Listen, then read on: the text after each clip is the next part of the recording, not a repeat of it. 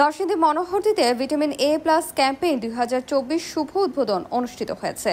শনিবার দুপুরে উপজেলার চর মান্দালিয়া ইউনিয়ন পরিষদে শিশুদের ভিটামিন এ প্লাস ক্যাপসুল খাওয়ানো হয়।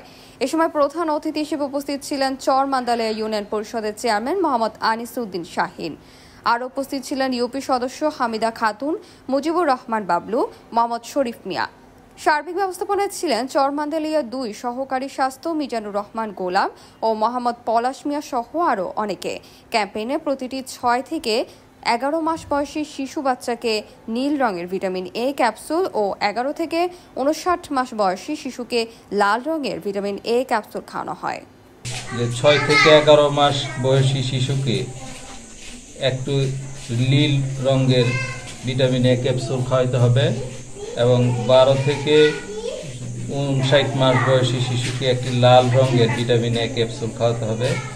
শিশুর বয়স 6 মাস পূর্ণ হলে মায়ের দুধের পাশাপাশি পরিমাণ মতো গড়ে সুষম খাবার খাওয়াতে হবে।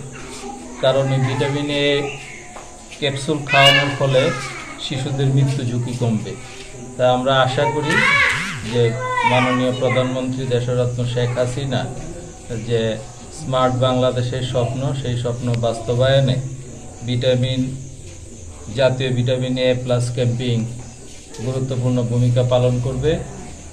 এই আশা, এই প্রত্যাশা ব্যক্ত করে সবাইকে আজকে যে আয়োজক তাদেরকে ধন্যবাদ জানিয়ে আমি আমার সংক্ষিপ্ত বক্তব্য এখানে শেষ করছি।